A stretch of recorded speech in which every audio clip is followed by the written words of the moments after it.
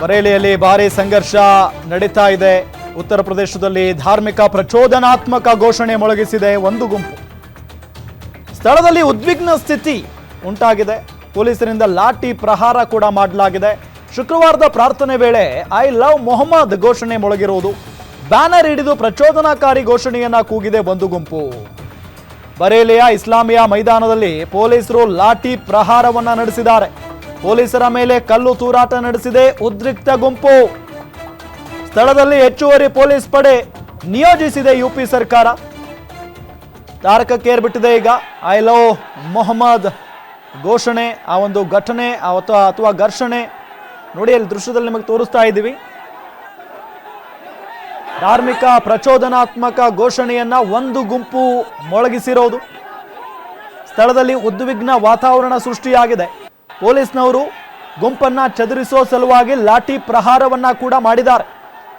ಶುಕ್ರವಾರದ ಪ್ರಾರ್ಥನೆಯ ಸಂದರ್ಭದಲ್ಲಿನೇ I love Mohammed ಘೋಷಣೆಯನ್ನ ಮೊಳಗಿಸಿದ ಒಂದು ಗುಂಪು.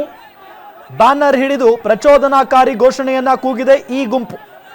ಬರೇಲಿಯ ಇಸ್ಲಾಮಿಯಾ ಮೈದಾನದಲ್ಲಿ ಪೊಲೀಸ್ನವರು ಲಾಠಿ ಪ್ರಹಾರವನ್ನ ಮಾಡಿದ್ದಾರೆ. ಪೊಲೀಸರ ಮೇಲೆ ಕಲ್ಲು ತೂರಾಟವನ್ನ ನಡೆಸಿದೆ ಈ ಉದ್ರಿಕ್ತ ಗುಂಪು. ಸ್ಥಳದಲ್ಲಿ ಹೆಚ್ಚುವರಿ ಪೊಲೀಸ್ ಪಡೆಯನ್ನ ಯುಪಿ ಸರ್ಕಾರ ನಿಯೋಜಿಸಿದೆ. ಸಡನ್ ಆಗಿ ಯಾಕೆ ಈ ರೀತಿಯಾಗಿ ಮಾಡಿದ್ರು? ದೊಡ್ಡ ಮಟ್ಟದಲ್ಲಿ ಐ ಲವ್ ಮೊಹಮ್ಮದಿಯಾ ಅನ್ನೋ ನಿಟ್ಟಿನಲ್ಲಿ ಘೋಷಣೆಯನ್ನ ಕೂಗಿದ್ದಾರೆ. ಈ ದೃಶ್ಯ ನೋಡಬಹುದು, ಯಾವ ರೀತಿಯಾಗಿ ಲಾಠಿ ಚಾರ್ಜ್ ಮಾಡಿದ್ದಾರೆ ಅಂತ ಹೇಳಿ.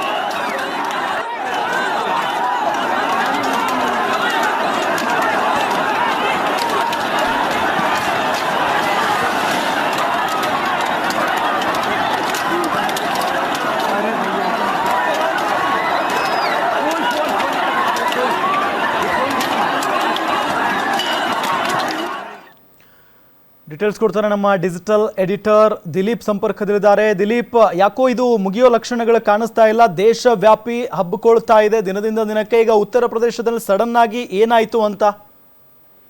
ರಾಮ್, ಏನೊಂದು ಶಹಜಹಾನ್ಪುರ ಇದೆ ಉತ್ತರ ಪ್ರದೇಶದಲ್ಲಿ. ಅಲ್ಲಿ ಪ್ರವಾದಿ ಮೊಹಮ್ಮದರ ವಿರುದ್ಧ ಅವಹೇಳನಕಾರಿ ಹೇಳಿಕೆಯನ್ನ ಕೊಟ್ಟಿದ್ದಾರೆ. ಮತ್ತೆ ಐ ಲವ್ ಮೊಹಮ್ಮದ್ ಪೋಸ್ಟರ್ ಮತ್ತೆ ಬ್ಯಾನರ್ ಹಾಕಿದಂತ ಸಂದರ್ಭದಲ್ಲಿ ಒಂದು ಅವರ ವಿರುದ್ಧ ಒಂದು ದರ್ಪದ ಧೋರಣೆ ತೋರಿಸಿದ್ದಾರೆ ಅಂತ ಆರೋಪ ಮಾಡಿ ಒಂದು ಇಸ್ಲಾಮಿಕ್ ಮೌಲಾನಾ ತವೀರ್ ರಾಜಾ ಅನ್ನೋ ವ್ಯಕ್ತಿ ಏನಿದ್ದಾರೆ, ಅವರು ಶುಕ್ರವಾರದ ಪ್ರಾರ್ಥನೆಯ ಬಳಿಕ ಎಲ್ಲ ಮುಸಲ್ಮಾನರನ್ನ ಒಗ್ಗೂಡಿಸಿ ಇಸ್ಲಾಮಿಯಾ ಮೈದಾನದತ್ತ ಅವರು ಹೊರಟಿದ್ರು.